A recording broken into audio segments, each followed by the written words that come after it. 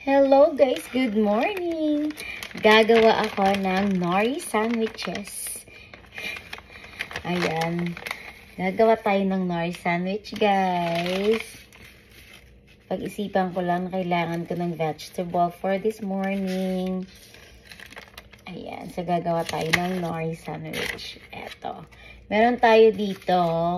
Ginawa ko yung tuna with mayonnaise. Nilagyan ko lang siya ng konting salt, pinch of salt, and pinch of white sugar. Yung ating tuna in oil.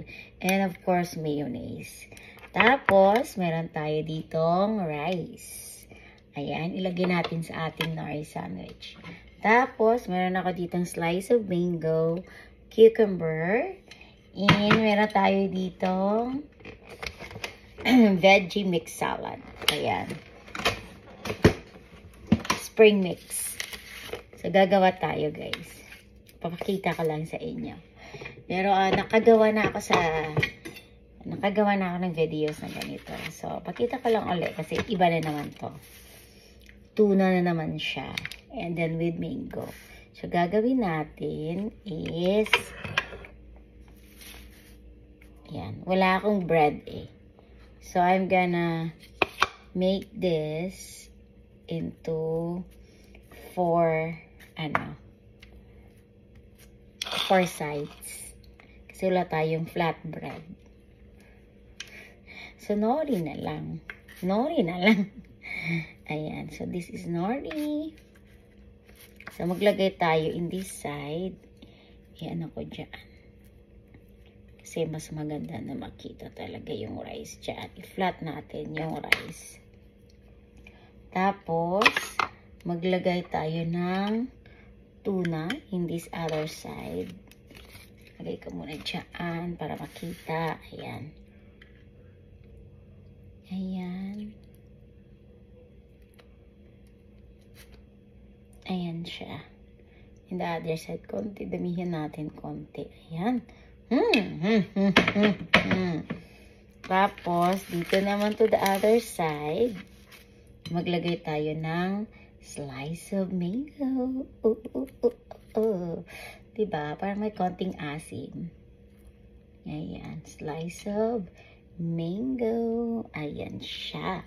Tapos, in this other side is maglagay tayo ng cucumber. Tara! Yung ating mixed vegetable, kahit saan lang ilagay. Kasi masarap kapag may gulay. So, lagyan natin dito siya sa top of tuna. Ayan, kahit saan mo lang ilagay yung ating vegetable. Ayan na siya. Tapos, nakalimutan ko pala. Dapat i-cut natin yung ating nori sa center dito o halfway. Para madali siyang i-fold, i-cut nyo. Sige lang, gagawa lang ako ng another video for this. Ayan. Not perfectly. Ayan. So, i-fold natin siya. Yung ating nori. Ayan. Fold dyan. Ala. Nagugas ako ng kamay, guys, ha. Fold natin to the other side. Ala. Ayan siya. And then, wala na. Ano na yung tuna. Okay lang. Tapos, fold natin yung other side. Oh, diba? May nori sandwich na tayo. Oh, ayan. Tapos, sabay kagat.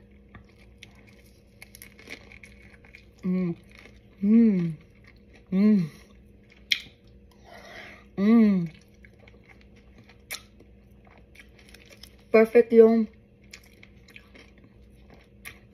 yung mango with tuna and cucumber.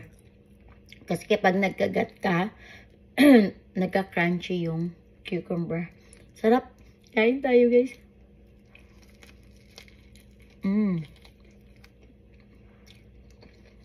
Gawa ako ulit.